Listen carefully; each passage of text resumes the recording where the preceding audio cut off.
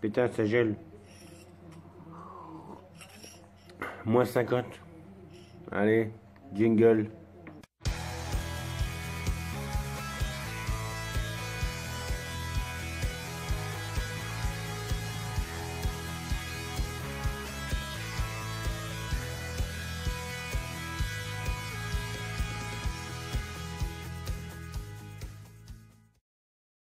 Ceux qui suivent l'actu sur Facebook les ont déjà vus.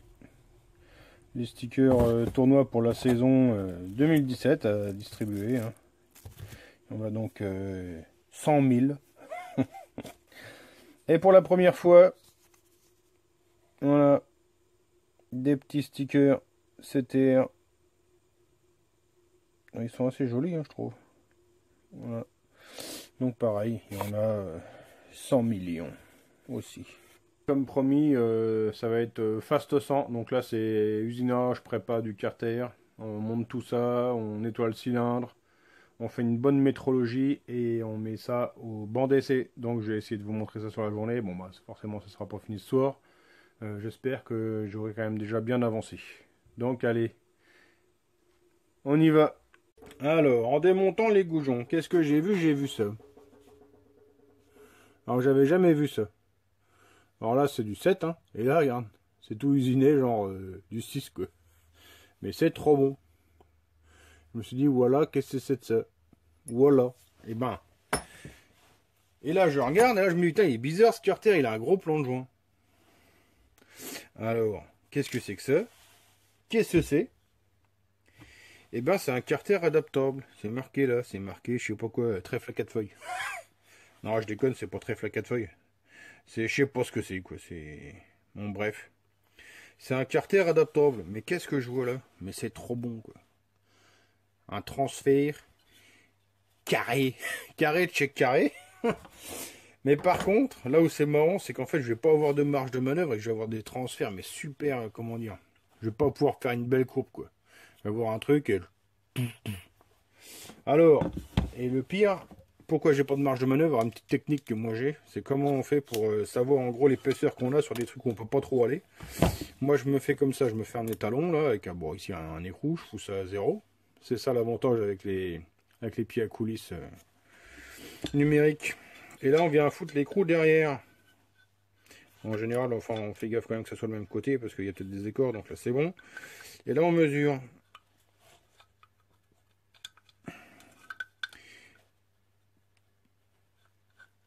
Et là on mesure, je sais pas si on voit, 5 mm. En fait, ça veut dire que là, j'ai 5 mm d'épaisseur d'alu. Donc là, franchement, je vais pas pouvoir... Enfin, pour faire un bel alignement du cylindre carter, ça va être un peu compliqué, quoi. Et puis bon, bah, je vais être obligé de faire pareil de l'autre côté, hein, d'aller le tailler tout droit comme celui-là, parce que sinon, bah, ça n'aura aucun sens. Un côté, je vais être une cuvette, et l'autre côté, je vais être tout droit. Donc on va faire deux côtés droits. Puis on verra bien, hein, ça se trouve au rouleau, le machin, il va cracher plus que les autres. Ou il crachera peut-être moins que les autres. Surprise! Alors, à la vue de ce beau carter, je me suis dit, tiens, je vais quand même mesurer les portées de roulement.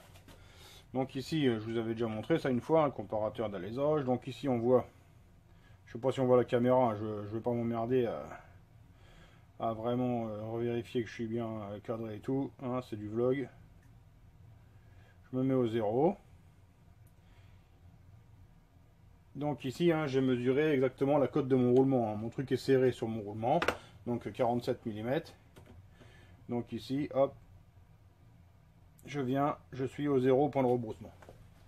Alors,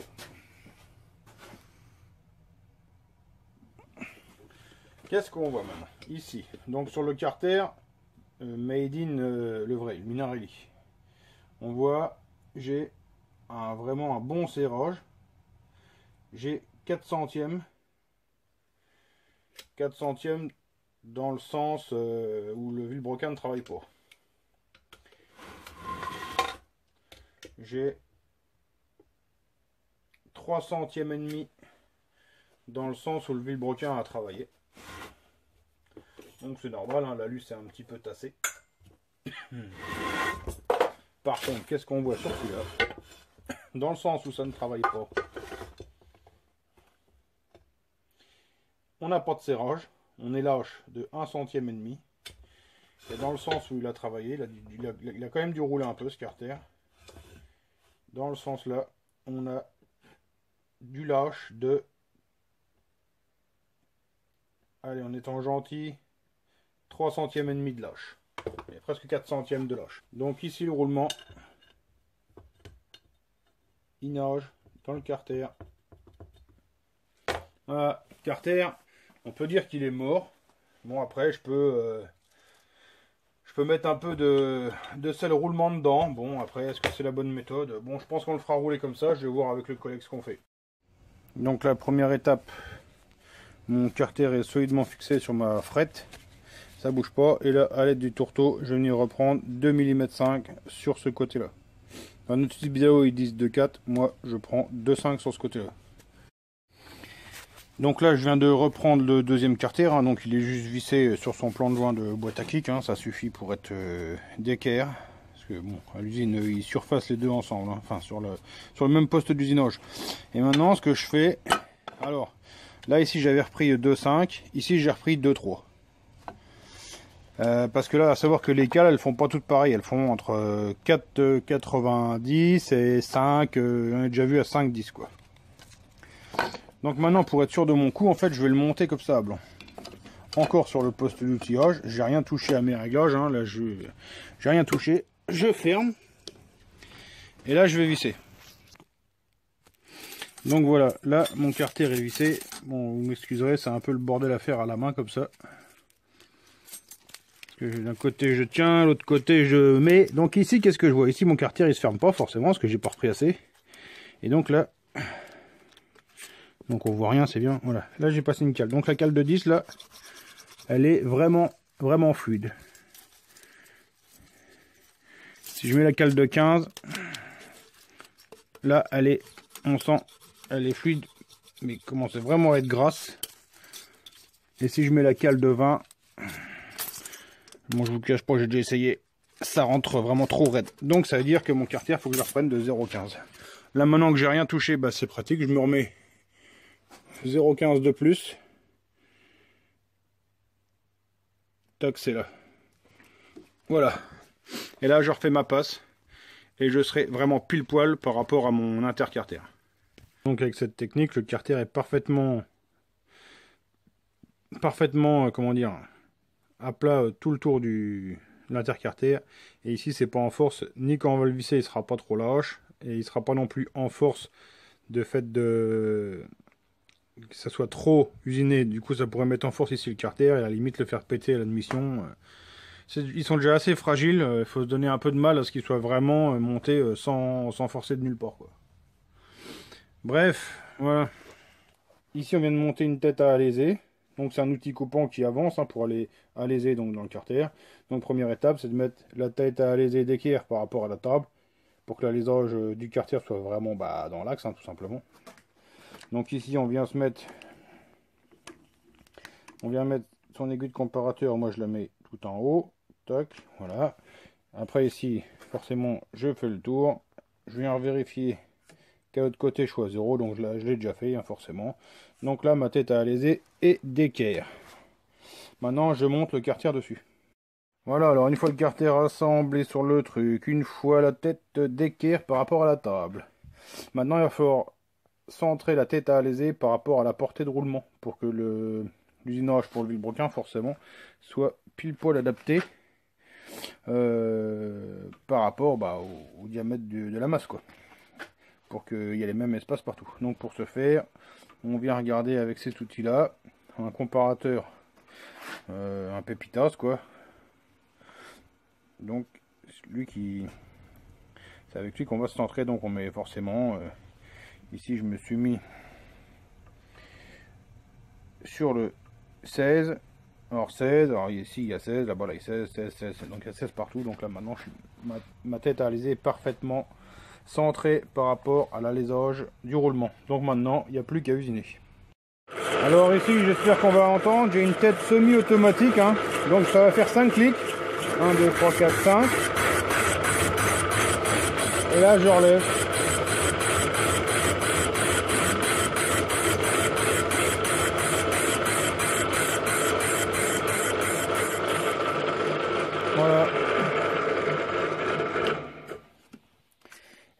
sur celle-là, alors c'est pas tout pareil, hein, mais sur celle-là, un cran égale 1/10. Il y en a, c'est... Enfin, 1/10 au rayon. Autant pour moi. 1/10 au diamètre. Donc c'est pas tout pareil, hein, donc après, bah voilà quoi. Hein. Quand on veut prendre une passe d'1 mm, forcément on fait 10 clics et on y va quoi. Voilà. Donc voilà où j'en suis. Là, mon vilebrequin, il fait 79 de masse. Donc moi, je veux 1 mm de jeu, donc 5/10 de chaque côté. Donc j'usine ici à 80. Donc ici, je suis à 79,3. Alors ce que je fais quand j'arrive presque à ma cote, ici, je remets mon comparateur à l'intérieur, mon comparateur pour l'alésage, et je revérifie que ça n'ait pas bougé. Parce que bon, ça a l'air... Ça pourrait paraître pour certains déjà d'être du putain de matos, mais bon, faut pas se leurrer, ça reste du petit matos de bricolage. Hein. C'est vraiment de la petite fraiseuse établie, donc ça hoche un peu, ça bouge, ça se dérègle assez rapidement. Hein, surtout qu'ici, pour le seul moyen de bloquer la table, c'est de visser ici les lardons. Donc c'est pas ce qui se fait de plus solide au niveau des fixations. Donc si ça tape un peu, la table elle peut bouger. Donc c'est pour ça, on recontrôle juste avant la fin pour être sûr que c'est bon. Voilà, donc là je termine l'alésage de mon carter. Voilà donc le premier carter qui sort d'usinage, hein, donc là il est bon, il est à 80,02. Donc ici après il y a une petite passe qui est reprise aussi ici sur la face de fond, hein, c'est juste pour mettre vraiment tout l'aplomb et laisser un peu respirer le vilebrequin, quoi, hein, qu'il soit pas vraiment étriqué dans le carter. C'est pas mal de lui laisser un peu de place. Hein. Ici il y a vraiment juste la marque, mais il n'y a rien qui est repris, hein, il y a 1/10 quoi. Voilà. On va faire le deuxième carter maintenant, donc c'est le même procédé. Sauf qu'en plus, il faut usiner ici l'intercarter. Donc ça, on verra après. Donc moi, je mets ça au machin, je commence, et puis je vous montrerai quand j'en serai à faire l'intercarter. J'ai usiné à 79,3 ici. Et donc, mon usinage est presque fini, je veux 80. Donc maintenant, je suis venu visser ma platine, enfin mon intercarter. Et je vais usiner le tout ensemble à 80 mm. C'est parti. Voilà, donc le deuxième carter est maintenant usiné. C'est beau, c'est joli. Voilà. Voilà, ici par le même procédé, hein, je me suis centré avec la cale, comme je vous ai montré il y a quelques jours. Je me suis centré sur mes goujons avec ma cale, tac tac tac. Et j'ai fraisé pour mon pied de cylindre. Hein. Voilà, pour la tête à alaiser, c'est fini. Je peux la démonter, puis maintenant mettre une fraise pour ici tailler dans l'admission. Et bien le carter adaptable, il va falloir l'adapter. Ça rentre pas. Ça veut dire qu'il va falloir que je redresse le plan de joint pour l'écarter ici. En fait, c'est là, sur le carter adaptable. Ouais, bah, de toute façon, on le voit bien. Si j'enlève le goujon là, qu'est-ce qu'on voit? Et ben voilà, il y a une différence d'usinage.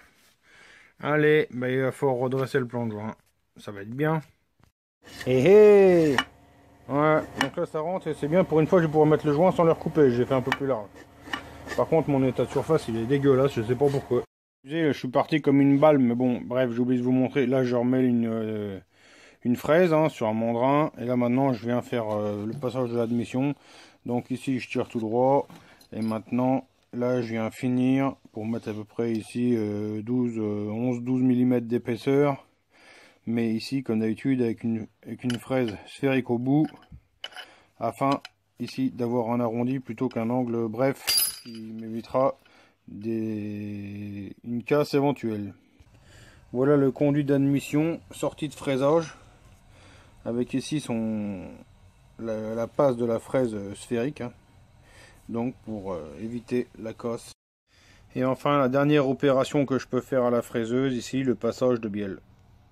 Passage de bielle effectué. Voilà. Maintenant tout le reste c'est à la main. Voilà, les copeaux plein la gueule. Alors voilà les amis. Pour aujourd'hui c'est terminé. Il faut que je remonte. C'est moi qui suis de corvée de bouffe ce soir, hein, parce que c'est chacun son tour, mais j'ai l'impression que c'est souvent moi quand même la semaine. Enfin bref, hein. Si elle me voit, elle va gueuler, elle va dire c'est pas vrai, mais bon. C'est les filles, quoi. Les filles, ça ment tout le temps. Donc voilà, aujourd'hui, là, le carter moteur, tout ce qui est usinage, c'est fini. Demain, préparation, alignée, tout ça. Et puis on va voir comment ça va. Hein. Donc un peu plus de boulot que prévu avec le dressage du plan de joint cylindre, parce que bon, bah, ça rentrait pas, comme vous l'avez vu. Sinon, n'oubliez pas d'aller sur Facebook, hein, il y a un petit jeu tournoi, il y a des stickers à gagner. Sinon, je vous remercie encore, hein, vous êtes de plus en plus nombreux à suivre mes activités, c'est assez sympa, franchement ça fait plaisir. N'oubliez pas, hein, comme d'habitude, vous pouvez liker, le petit pouce bleu sur YouTube, vous pouvez balancer sur Facebook, ça fait toujours plaisir de voir la vidéo qui est reprise de temps en temps. On se dit que bah, je fais pas tout ça pour rien, comme un con, parce que bon, bah, même si c'est du vlog, hein, ça prend quand même un peu de temps, le temps de s'organiser, tenir le bordel. Bon, bref. Donc, n'hésitez pas si vous avez envie, partagez, likez, commentez. Et puis, bah, on se retrouve demain pour la suite du moteur. Allez, les petits loups, à demain, bonne soirée, bonne bouffe, tout le bordel.